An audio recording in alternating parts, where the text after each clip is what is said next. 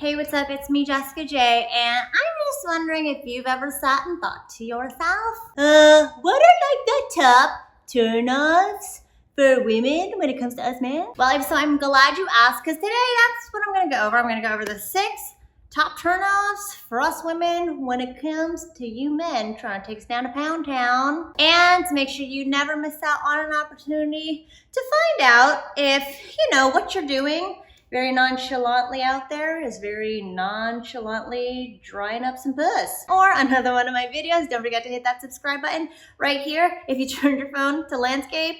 Otherwise, it's gonna be under this video. And while we're at it, why don't you finger blast that like button right below right now too. Okay, so I do talk about this a lot, things that turn women off based off this premise of not feeling connected to you. Because like I always say, men want sex to connect, and women want sex when we feel connected. That's why creating the fastest possible connection with a woman is step 1 in my Speak to Spark Arousal program, which you can check out right now at speaktosparkarousal.com if you haven't yet. So I'm gonna tell you right now, the theme in all this, which I probably already alluded to, is the idea that women need to feel connected emotionally and mentally, at the very least, in order to want you to bang us.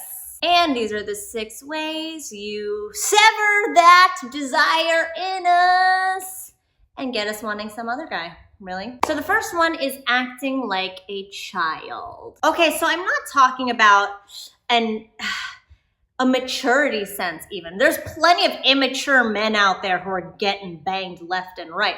I'm talking about, what is a child in the simplest sense? Child is dependent. And I'm not being judgmental. I'm honestly saying, when we pop one out the puss, they are literally dependent on us for food, nourishment, safety, care, the whole shebang. What else is a child? A child is incapable, again, not in a judgmental sense, just this is what a child is.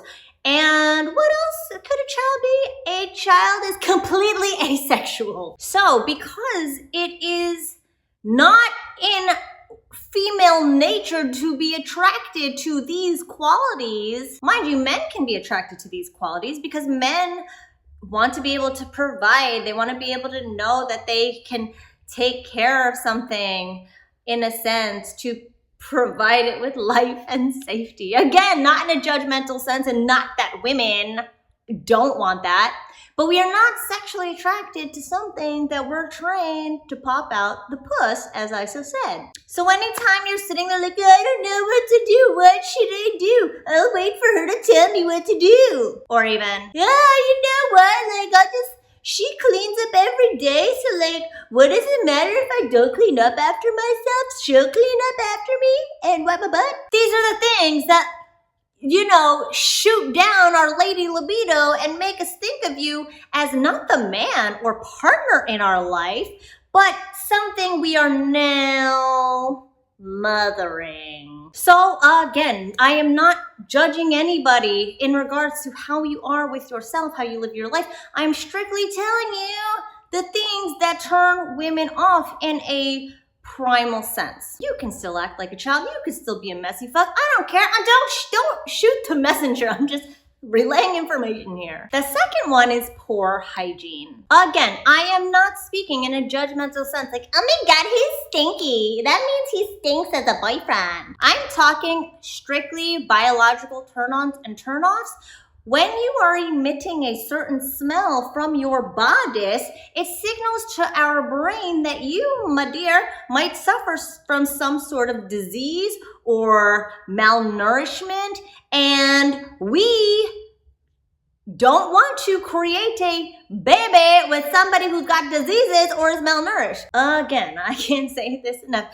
Our bodies do not know. We are not in caveman days. So when it comes to these biologically ingrained reactions within us, and I'm talking about our arousal system, we have to think of who can help us propagate the species.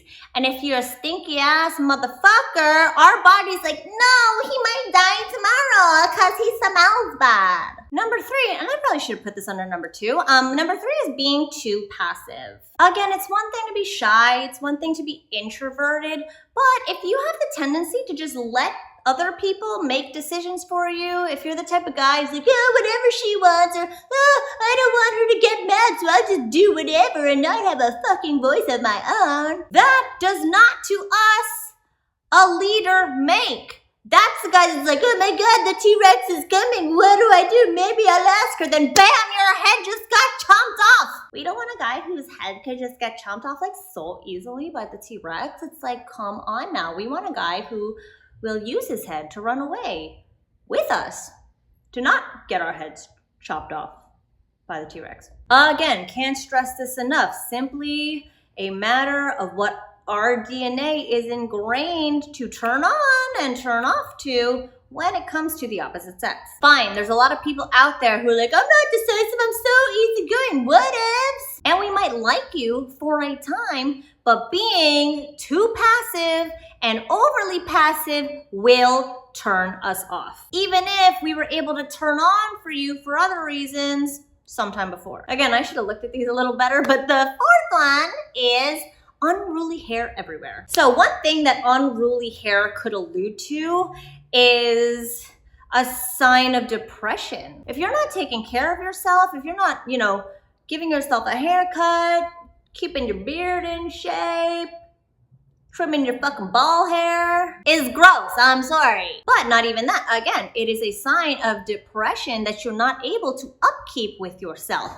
And what does that tell our body when we see somebody who doesn't upkeep? Exactly, it says, well, if we have a baby with this guy, he might be like, I'm sorry, I'm just too sad, and I just don't care to change a diaper or fight off a T-Rex today. Again, that does not a lady boner make. Number 5 is piggybacking off this idea of depression or debilitating mental health issues is needing us to be happy. Here's the thing, if you're not bringing happiness into the relationship, guess what? You are taking from our happiness. It's kind of like if you and I both go on a hike and I'm the only one who brought water. You didn't bring water. So as we're moving along, as we're progressing, guess what? We're expelling energy. You're starting to get thirsty. I'm starting to get thirsty. And now not only am I dividing our water between the two of us, I'm also resenting you because now I'm not going to last as long because my water is now helping you fucking survive. Again, it's this idea of, are you going to be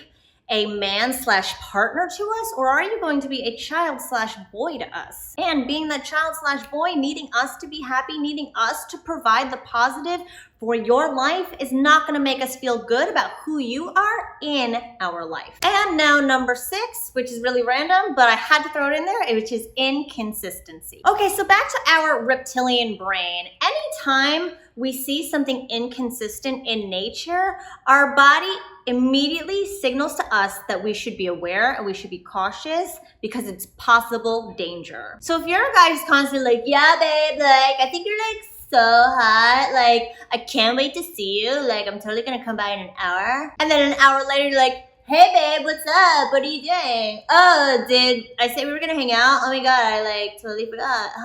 What are you doing in 3 weeks? If you are a man who can't be consistent to his word, a man who cannot match his actions with his words, if you're constantly placating and not speaking up for yourself and growing resentful, we're gonna catch that shit and we're gonna be like, you know what? No entry here. So those are the top 6 turnoffs when it comes to either trying to attract a woman or trying to figure out why you guys aren't spending more time in Pound Town anymore. And if you need a little more help bringing things back or even creating that spark necessary when you do first meet, don't forget to check out my Speak to Spark Arousal program, which is gonna show you how to make that absolutely immediate and necessary connection right off the bat, because again, it's the very first step to us women wanting to go to bed with you. And it's the number 1 step that most guys forget about or have difficulty with when it comes to speaking to us women. And it's also the first thing to go when it comes to moving further along in the relationship. So check that out now. Uncheck all 6 of these boxes as you take care of this in your own sex and dating life. Thanks for watching as always, and I'll see you guys next time.